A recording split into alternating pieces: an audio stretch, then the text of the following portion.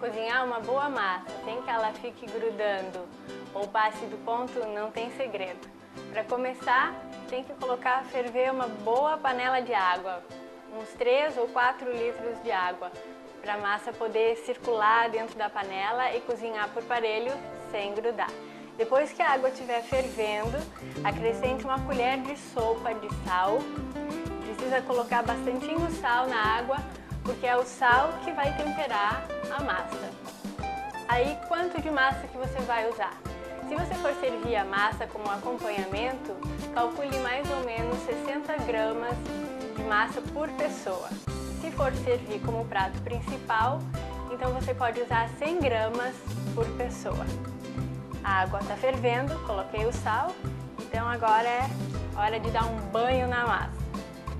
Deixa ela começar a cozinhar, dá uma mexidinha para não grudar. E aí é esperar a massa ficar no ponto. Sempre leia as instruções da embalagem da massa que você comprou, que lá vai te dizer mais ou menos quantos minutos a massa deve cozinhar. E antes de escorrer, claro, sempre teste para ver se está al dente. Al dente significa que a massa está cozida, mas ainda um pouquinho firme.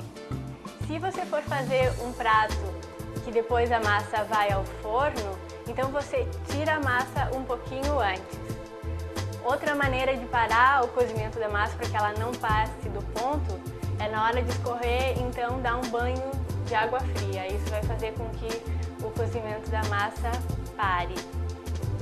Enquanto a massa cozinha aqui, ela vai soltando amido. Então, uma dica bem legal para depois você poder corrigir a textura do molho é que você guarde um pouco dessa água do cozimento, que está cheia de amido, e aí depois, se o seu molho estiver muito encorpado, que você queira que ele fique um pouquinho mais líquido, então você pode corrigir usando essa água aqui do cozimento da massa. Bom, agora é só esperar o ponto dela e aí a gente pode escorrer.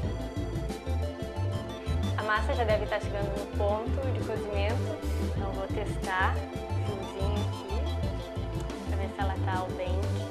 Quente ela está, agora vamos ver se ela está al dente.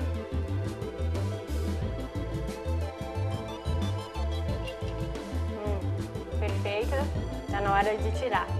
Se você estiver cozinhando uma massa de fio longo, como o espaguete ou fettuccine, e você tiver uma pinça dessas, você pode utilizar a pinça para retirar a massa. Ou se não, você escorre no escorredor tradicional, como eu vou fazer agora.